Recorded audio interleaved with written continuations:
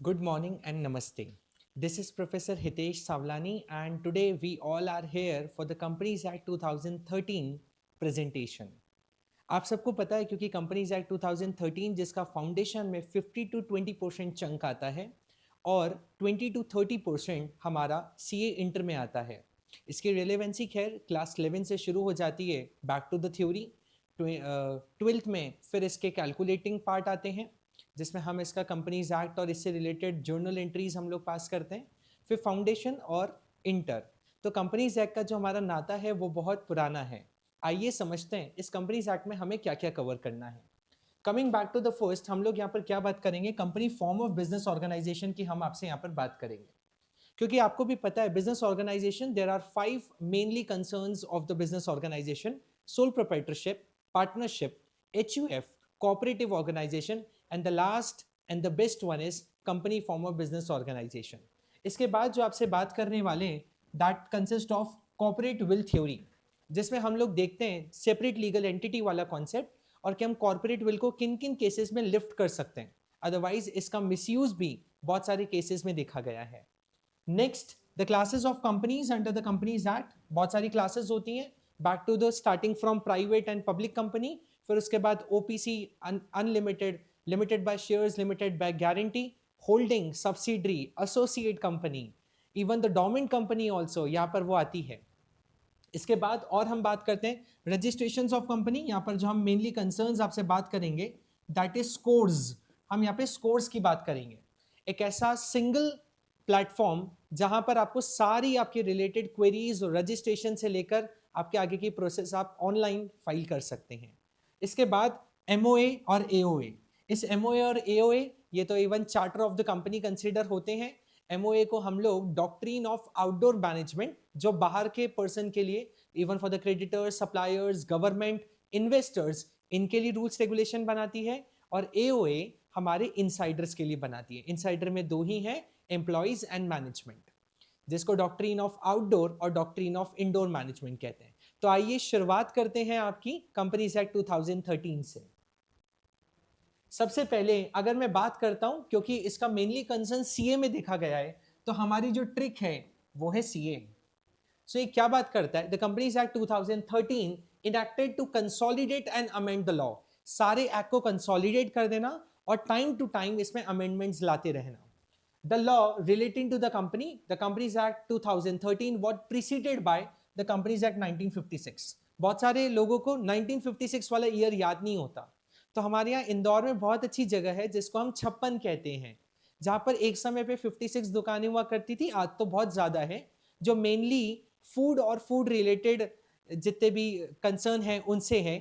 तो 56 छप्पन, तो 1956 जो प्रीवियस एक्ट है, इसके पहले के भी एक्ट है जो कंपनीज एक्ट के बारे में बताते हैं, बट 2013 के जस्ट बिफोर वाला जो एक्ट है वो 1956 वाला एक्ट है। तो ये एक्ट क्या करता है, to consolidate and amend the law relating to, और 2013 के जो पहले है वो 1956 है। आगे की जब बात करते हैं ये एक्ट क्यों स्पेशल है, क्योंकि इसने बहुत सारी मेजर कंसर्न पे बात करी जिसमें 1956 फेल होता था।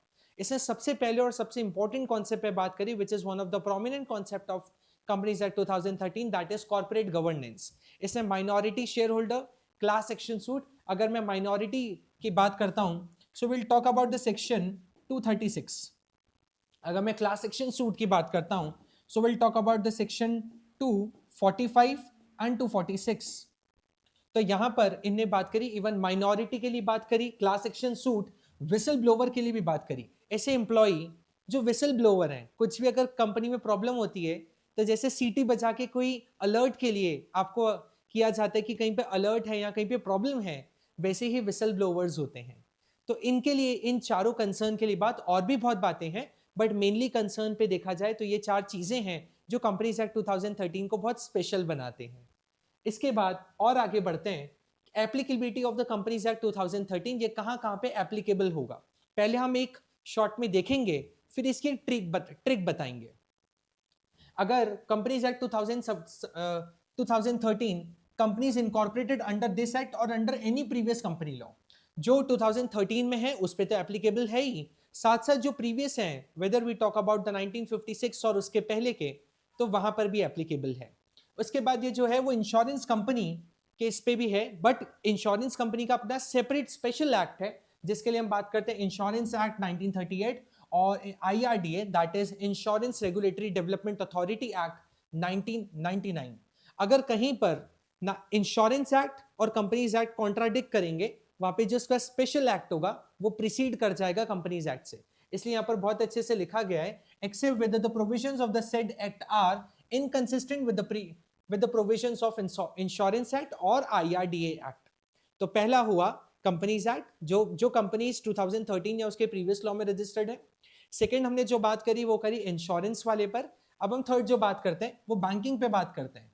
लेकिन यहाँ पे भी अगर बैंकिंग रेगुलेशन एक्ट 1949 कॉन्ट्राडिक्ट करा कंपनीज एक्ट से, सो बैंकिंग रेगुलेशन एक्ट को हम ज्यादा प्रायोरिटी देंगे, वो प्रीसीड कर जाएगा कंपनीज एक्ट से। इसके बाद जो बात करेंगे वो generation and the supply of electricity, जहां पर इलेक्ट्रिसिटी एक्ट 2003 के बारे में बात की गई है, इस पर बात करेंगे। इस पर भी एप्लीकेबल होगा, लेकिन जहां पर भी इलेक्ट्रिसिटी एक्ट कॉन्ट्राडिक्ट करता है वहां पे इलेक्ट्रिसिटी एक्ट प्रीसीड कर जाएगा कंपनी से। और कोई भी any other company whether governed by any special act for the time being in force, अगर कोई स्पेशल एक्ट है तो वहां पर भी जिसका कोई as such any other company governed by any special act for the time being in force, और last central government time to time और भी जो एक्ट बताती है उस पर भी ये लगेगा। इसको याद करने की सर ट्रिक क्या है? ये तो बहुत सारा हो गया, आपने तो बता दिया कि कंपनीज जो रजिस्टर्ड हैं कंपनीज एक्ट में वो लगेंगी। उसके बाद सर आपने याद दिलाया था, याद तो नहीं आ रहा सर। बैंकिंग बताया था, इंश्योरेंस बताया था, इलेक्ट्रिसिटी बताया, कोई स्पेशल एक्ट बताया, और क्या क्या बता दिया लास्ट में कि सेंट्रल गवर्नमेंट। इसको याद करने की ट्रिक मैं आपको बताता हूं। सबसे पहले इसके लिए याद कर दीजिए एस और एस, लास्ट में जो है वो एस एस है। एस एस मतलब, एस का मतलब है दैट इज स्पेशल एक्ट, और दूसरा जो भी time to time such other body corporate के लिए लाते हैं। सो एस और एस यहाँ पे ट्रिक हो गई। इसके बाद इसकी ट्रिक है वो ऊपर से नीचे नहीं, नीचे से ऊपर है।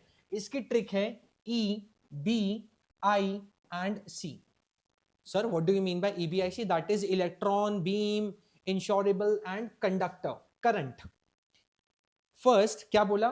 इलेक्ट्रॉन, बीम, इंड्यूस्ड करंट, ये इसकी ट्रिक है। EBIC वैसे एक आपका कॉन्सेप्ट होता है, तो हमने वहां से ये ट्रिक लेकर आई EBIC, लेकिन ये नीचे से है। E से जो आपका हो गया वो हो गया आपका इलेक्ट्रिसिटी, B से जो हो गया वो आपका हो गया बैंकिंग, I से जो हो गया वो हो गया इंश्योरेंस, और C से जो हो गया कंपनी। तो सर नीचे की आपने ट्रिक क्या याद करी? एस और एस, और हमने फिर याद करी ई बी आई और सी। सर कोशिश करते हैं एक बार रिकॉल करने की। सर जो नीचे का एस था वो था सच अदर बॉडी कॉर्पोरेट, उसके ऊपर का जो एस था वो था स्पेशल एक्ट, उसके ऊपर का जो ई था वो था इलेक्ट्रिसिटी कंपनी, उसके ऊपर का जो बी था वो था बैंकिंग कंपनी, उसके ऊपर जो आई था वो था इंश्योरेंस कंपनी, और उसके ऊपर का जो सी था, जो फर्स्ट था हमारा, that is any other company registered under या इनकॉर्पोरेटेड अंडर दिस एक्ट और under any previous company law. तो हमने याद करा S S EBIC। S S आप याद कर सकते हैं, is a very well known brand, और EBIC that is electron beam induced current. ये इसकी ट्रिक है जो हमने बहुत अच्छे से प्रिपेयर करी है। इसके बाद और आगे बढ़ते हैं हम लोग। अब देखते हैं कि कंपनी का मेनली डेफिनेशन क्या है, जिसको चीफ जस्टिस मार्शल और प्रोफेसर हैने ने बनाया है। इनकी अपनी अपनी डेफिनेशन है, बट हम कंपनीज एक्ट में जो स्पेशल कंपनीज के लिए डेफिनेशन है उस पर बात करते हैं। सबसे पहला सेक्शन 2 क्लॉज 20 क्या कहता है? सेक्शन 2 क्लॉज 20 क्या कहता है, पहले उस पर बात करते हैं, फिर आगे की बात करेंगे। सबसे पहले सेक्शन 2 क्लॉज 20 क्या कहता है? Define the terms company. Company means a company, company means a company. सबसे पहले जो बात करता है वो बात करता है company means a company incorporated under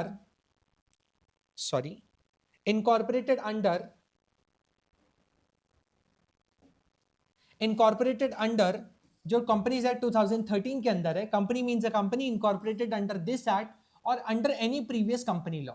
इतनी सिंपल सी डेफिनेशन कहता है। ये सिर्फ इतना कहता है कि ऐसी कोई कंपनी जो इस एक्ट में इनकॉर्पोरेटेड है या कोई भी प्रीवियस लॉ में है। हमें सिंपल सी याद करनी है, दैट इज 220। हम लोग बहुत अच्छे से पसंद करते हैं क्रिकेट में 2020, तो इसे याद कर लीजिए 220 सेक्शन 2 सब सेक्शन 2 क्लॉज 20 में हम लोग जो बात कर रहे हैं वो कंपनी की बात करें। ऐसी कोई कंपनी जो इनकॉर्पोरेटेड है 2013 के अंदर और कोई भी प्रीवियस कंपनी लॉ के अंदर। Moving on to the next, that we considered as a features of the company. What all are the features of the company? सबसे पहले जो बात करते हैं वो बात करते हैं separate legal entity. Separate legal entity क्या कहता है सर? सेपरेट लीगल एंटिटी कहता है दैट कंपनी को चलाने वाले मेंबर्स और कंपनी का जो मैनेजमेंट है both are different, separate legal entity. तो यहाँ पर क्या बात करी गई है? What are the key points? Legally separate from the members, जो कंपनी है या कंपनी का जो मैनेजमेंट है वो उसके मेंबर से सेपरेटली डिफरेंट है। सेकंड जो बात करेंगे that is the perpetual succession, जिसके पीछे बहुत सुंदर सा डायलॉग है, मेंबर में कम मेंबर में go but the company goes on for ever. तो यहाँ पे परपेचुअल सक्सेशन की बात की गई है कि इसको चलाने वाले नेचुरल पर्सन होते हैं, बट नेचुरल पर्सन की कभी इनकैपेसिटी हो जाती है, इंसॉल्वेंट हो जाते हैं, डेथ हो जाता है, लुनासिटी हो जाती है, तो ये सारी चीजें कंपनी के मैनेजमेंट या कंपनी के ऑपरेशंस को कभी भी अफेक्ट नहीं कर सकती। Moving on to the next, यहाँ पे जो बात करी है, change in the members does not affect existence of the company. Third, and which is very important and crucial feature, that is the limited liability. When we talk about sole proprietorship or the partnership, यहाँ पर जो liability होती है वो unlimited होती है, जो इसका सबसे बड़ा एक ड्रॉबैक है। और कंपनी एकमात्र ऐसा फीचर है जिसमें आपका अनलिमिटेड लाइबिलिटी को क्रॉस करके लिमिटेड लाइबिलिटी आ जाता है। क्या लिमिटेड लाइबिलिटी के अपने अपने पैरामीटर्स हैं, that is limited by shares और लिमिटेड बाय गारंटी, जो हमारा आगे वाले स्लाइड्स में आपका डिस्कशन है। इसके बाद limited liability, that liability of member different from liability of a company differ from liability of members. इसके बाद artificial judicial person, that is company can act through human agency only, क्योंकि company being an artificial person can not act by themself, तो उनको चलाने वाले जो होते हैं वो उसके नेचुरल पर्सन होते हैं। इसके बाद company can contract sue and be sued in its own name, खुद के नाम से वो कॉन्ट्रैक्ट भी कर सकती है, किसी को स्यू कर सकती है और उसको भी कोई स्यू कर सकता है। ठीक है, moving on to the next, and that is separate legal entity. अब यहां पर उसको बहुत डेप्थ में बोला गया है। चलिए थोड़ा सा हम सबका एक एक ओवरव्यू लेते हैं। सेपरेट लीगल एंटिटी के लिए बात की गई है, it is at law a person which is different from the subscriber to the memorandum of AOA, its personality is distinct and separate from the personality of those who compose it। चलाने वाले और इसको open करने वाले, incorporate करने वाले means members and management, और management को भी रिप्रेजेंट करने वाले board of directors. So the members and board of director both are different, वो कभी भी सेपरेट ही एक्ट करेंगे, कभी भी कंबाइनली एक्ट नहीं करेंगे, उन्हें कंबाइनली ट्रीट नहीं किया जाएगा। Even members can contract with the company, acquire right against it और incur liability। members contract कर सकते हैं कंपनी के साथ, right acquire कर सकते हैं और liability भी incur को कर सकते हैं। मतलब both are different, company and its member both are different।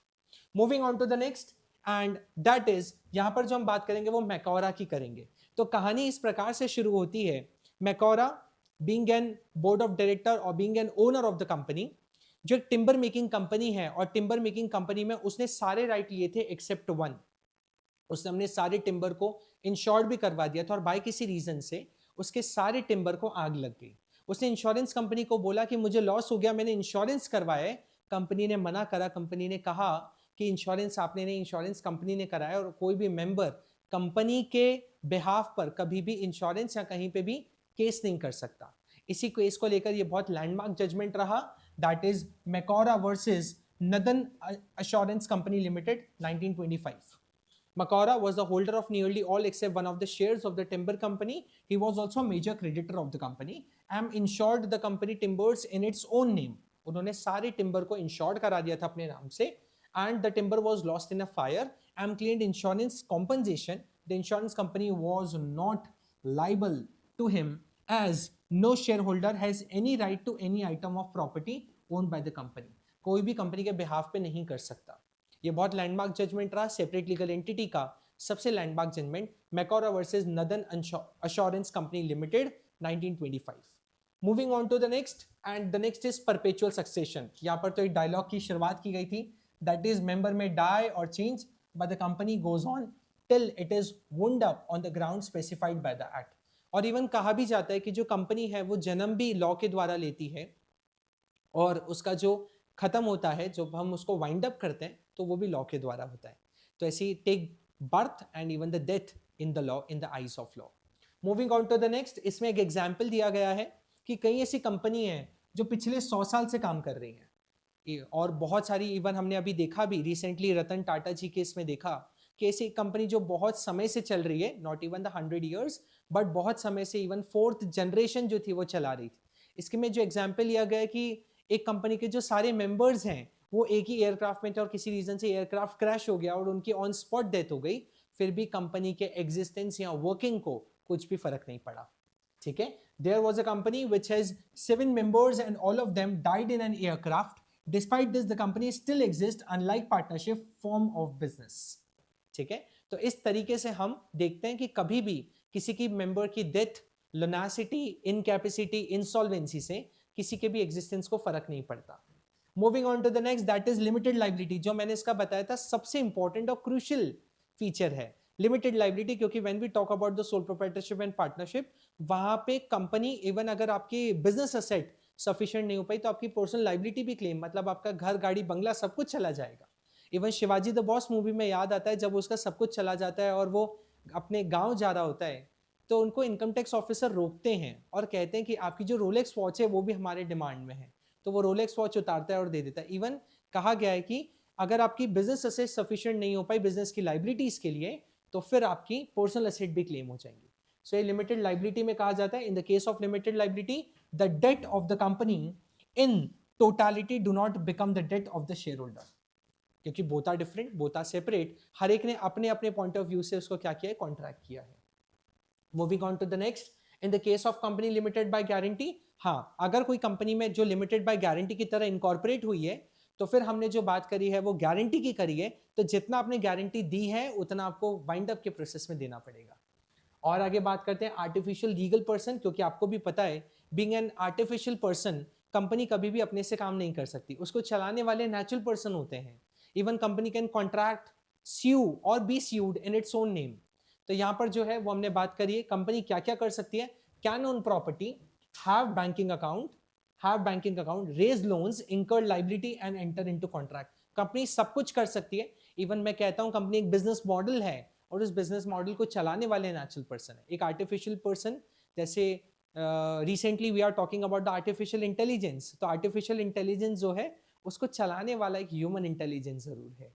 ठीक है, और आगे बढ़ा जाता है, coming back to the common seal, company को कहीं भी अगर प्रेजेंट करना होता है तो कंपनी अपनी कॉमन सील से प्रेजेंट करती है। But in case if company is not having this common seal, तो वहां पर क्या कहा गया है, in case a company does not have a common seal the authorization shall be made by 2 directors. Authorization 2 director से होगा, अगर 2 डायरेक्टर नहीं है तो एक डायरेक्टर और एक कंपनी सेक्रेटरी के सिग्नेचर से भी हम किसी भी चीज को, कंपनी के भी किसी भी डॉक्यूमेंट को हम क्या कर सकते हैं, ऑथराइज कर सकते हैं। Moving on to the next, that is corporate will, which is one of my favorite topic, corporate will, क्योंकि हमने सुना दोनों अलग अलग हैं। तो कई बार क्या होता है कि कॉर्पोरेट मतलब मान लीजिए कंपनी और मैं, हम दोनों तो अलग अलग हैं। अब कई बार क्या होता है, मैं कंपनी के साथ जाता हूँ, कुछ फ्रॉड करता हूँ और साइड में फिर खड़ा हो जाता हूँ और कुछ पूछने आता है, कहता हूँ कंपनी अलग है और मैं तो अलग हूँ, कंपनी अलग और मैं अलग, हम तो बात कर रहे हैं कॉर्पोरेट विल की। लेकिन किसी किसी केस में देखा गया है कि कॉर्पोरेट वेल को हम लिफ्ट करेंगे और देखेंगे कि इसके पीछे कौन पर्सन है। आइए समझते हैं इस कॉन्सेप्ट को। यहाँ पर कॉर्पोरेट विल कहता है it's refer to the legal concept whereby the company is identified separately from the members of the company. Company, as earlier we have discussed, कि कंपनी और कंपनी को चलाने वाले जो मेंबर्स हैं बोथ आर डिफरेंट। लेकिन यहाँ पर जो कहा गया है that is the landmark judgement of Salomon versus Salomon and company limited. है तो कहानी बहुत बड़ी लेकिन आपको शॉर्ट में समझाएंगे जो आपको बहुत इजीली समझ पा जाए। Salomon again very prominent and reputed person जो यूएस में अपना शू और बूट मेकिंग कंपनी का सबसे पहले सोल प्रोप्राइटरशिप में उसने शूज बेचना शुरू करा। जैसे जैसे ऑपरेशंस बढ़ा उसने इसको, उनके जो फैमिली मेंबर्स थे जो 6 थे और ये अकेला 7 जनों ने मिलकर इसको कंपनी फॉर्म में कन्वर्ट किया। कंपनी ने कुछ लोन लिए लेकिन उसकी डिमांड कम हो गई शूज की, तो जो यूएस आर्मी सैलोमन से अपने शूज लेती थी उन्होंने लेना बंद कर दिया। आगे जब ये बात बढ़ी तो उनको और लॉस होने लगे क्योंकि उन्होंने कहीं से लोन लिया था। इस केस में being in separate legal entity, Salomon ने भी अपनी कंपनी को कुछ लोन दिया था in the form of debentures. जब कंपनी को वाइंड अप किया गया तो सैलोमन ने अपना पैसा निकाला, तो जो क्रेडिटर्स थे उन्होंने क्लेम किया कि सैलोमन और कंपनी तो सेम है, अगर अपना पैसा निकाल रहे हैं तो इन्हें पता था कि मेरी कंपनी डूबने वाली है, इसलिए इन्होंने लोन दिया और फिर वापस अपना पैसा निकाल रहे हैं। जब ये लोअर अथॉरिटी पे गया तो लोअर अथॉरिटी में सैलोमन को बोल दिया गया कि हाँ आपने ही ये गलत किया है। सैलोमन ने जब सबसे टॉप, जहाँ जैसे हमारे इंडिया में सुप्रीम कोर्ट है वैसे ही वहां पर है House of Lords. House of Lords में जब अपील किया तो उन्होंने फिर एक्यूरेट जजमेंट दिया जो अभी तक का it's been more than 100 years और ये लैंडमार्क जजमेंट बन के रह गया। उन्होंने ये कहा कि जो सेलमन है उसने इंटेंशनली ये काम नहीं किया है और सेलमन अलग है और कंपनी के ऑपरेशंस अलग हैं। तो ये बहुत आपका इवन हम कहें कॉर्पोरेट विल का सबसे लैंडमार्क जजमेंट रह गया, that is Salomon and company limited. यहाँ पर सेलेमन और क्योंकि वो कंपनी लिक्विडेशन में गई थी इसलिए लिक्विडेटर कंपनी को प्रेजेंट करते हैं, तो सेलेमन एंड कंपनी लिमिटेड ये लिक्विडेटर का पॉइंट ऑफ व्यू है और ये सेलेमन का पॉइंट ऑफ व्यू है। होप आपको बहुत अच्छे से ये पॉइंट ऑफ व्यू समझ में आया है। इसके बाद ये पूरी सेलेमन की केस स्टडी है जिसको हमने एक बहुत ब्रीफ नोट पे देखा। और आगे बढ़ा जाता है किस किस केस में हम लोग लिफ्ट करेंगे और इसमें हर पॉइंट के बाद एक लैंडमार्क जजमेंट दिया है, हम उस पर भी आपसे बात करेंगे। मैं कब इस कॉर्पोरेट विल को, कॉर्पोरेट विल मतलब कंपनी और मैं दोनों अलग अलग हैं, मैं कब इस विल को ऊपर करूंगा जब वो गलत पर्पज से यूज की जाएगी। कि मैंने कहा कि कंपनी, जब मैं इसके साथ कंपनी में आकर, because company is artificial person और मैं नेचुरल पर्सन उसके साथ जाता हूं और गलत करता हूं और इधर से आ जाता हूं और कहता हूं ये तो काम इसने किया। जैसे आई स्टिल रिमेंबर बचपन में ऐसा होता था कि सिस्टर, बड़ी सिस्टर हैं बाय द गॉड ग्रेस, तो बड़ी सिस्टर हैं तो हम जाते थे उसको कुछ थोड़ा सा छेड़ते थे, जैसे ही मम्मी पापा आते थे हम साइड में हो जाते थे, कहते ये काम तो इसने किया। तो इसी तरीके से देखा जाए कि हम कब इस कॉर्पोरेट विल को लिफ्ट करेंगे जब आपने इस कंपनी के साथ कुछ गलत किया है। आइए देखते हैं हम इसका केस। To determine the charter of the company, that is find out whether company enemy, को एनिमी और फ्रेंड, कहीं कंपनी अपने को एनिमी या फ्रेंड के साथ तो नहीं डील कर रही है। इसमें जो लैंडमार्क जजमेंट है that is Daimler company limited versus continental tyres and rubber company. आपको भी पता है कॉन्टिनेंटल टायर्स के साथ रबर लेकर डेलमर अपना काम चला रही थी ऑफ टायर। इसके बाद जब हुआ तो पता किया गया कि कंपनी जो है उसके मेजॉरिटी जो है वो जर्मनी में बोर्ड ऑफ डायरेक्टर है, एक ही इंग्लैंड में है और जर्मनी और इंग्लैंड का उस समय डिस्प्यूट चल रहा था। तो कहा गया कि कंपनी अपने एनिमी के साथ ही डील कर रही है या एनिमी कंट्री के साथ ही डील कर रही है। तो हम उस समय लिफ्ट करेंगे और ये देखेंगे कि इसके पीछे का इंटेंशन क्या है। Moving on to the next, and the next is to protect revenue और टैक्स। अपने रेवेन्यू या टैक्स बचाने के लिए कहीं हम ऐसा तो नहीं कर रहे हैं कि मैं अपने सारे प्रॉफिट्स को इधर मोल्ड आउट करता हूं और कहता हूं कि कंपनी अलग है और मैं अलग हूं, या उसके सारे प्रॉफिट्स को मैं ले लेता हूं। यहां पर जो केस की बात की गई है that is Berendsen limited versus commissioner of inland revenue की बात की गई है। नेक्स्ट बात करते हैं हम किस केस में इसको लिफ्ट करेंगे, that is whether corporate entity is used to evade और सर्कमवेंट टैक्स। मैं जब अपने टैक्स बचाने चाहता हूं, बहुत लैंडमार्क जजमेंट का केस है Juggilal versus commissioner of income tax, all India reporter, supreme court. AIR stand for the all India reporter and SC is for the supreme court. Moving on to the next, Dinshaw Maneckji Petit, इन्होंने क्या किया था कि यहां पर जितने भी अपने डिविडेंड और इंटरेस्ट हैं उसको कंपनी की तरफ मोड़ दिया और कहा ये तो इनका है, मैं तो सेपरेट लीगल एंटिटी के कॉन्सेप्ट की बात कर रहा हूं। तो वहां पर हम क्या करेंगे, कॉर्पोरेट विल को लिफ्ट करेंगे। इसके बाद to avoid a legal obligation, कुछ लीगल ऑब्लिगेशन बचाने के लिए यहाँ पे जो लैंडमार्क कैसे, that is the workman employed in associated rubber industries limited Bhavnagar versus the associated rubber industry limited Bhavnagar and another. इस कंपनी ने क्या किया था, अपने बोनस को बचाने के लिए एक एसोसिएशन बना दी उन्हीं के मेंबर्स और उन्हीं के एम्प्लॉयज की, और कहा कि बोनस को सेपरेटली कर दिया कि बोनस तो कंपनी का है ही नहीं, बोनस तो एसोसिएशन का है। तो वहां पर हम इस कॉर्पोरेट विल को क्या करते हैं, लिफ्ट करते हैं। Moving on to the next, यहाँ पर ये केस स्टडी ही बोली गई है इसमें। नेक्स्ट जो बात करते हैं that is formation of subsidiaries to act an agent. यहाँ पर कंपनी ने क्या किया, अपनी एक सब्सिडरी बना दी। कंपनी ने कहीं पर अप्लाई किया था लाइसेंस के लिए जिसे नहीं मिल रहा था, कंपनी ने अपनी एक सब्सिडरी बनाई और सब्सिडरी के बिहाफ पे अप्लाई करा और उन्हें लाइसेंस मिल भी गया। तो कंपनी कहीं ऐसा तो नहीं करी कोई दूसरी का अपनी ही पेरेंट और चाइल्ड कंपनी या होल्डिंग और सब्सिडरी बनाकर वो चीज को कर रही है। So formation of subsidiary to act an agent, यहाँ पर जो बात की गई है merchandise transport limited versus British transport commission 1982। तो यहाँ पर वही कंपनी के लाइसेंस की बात की गई है।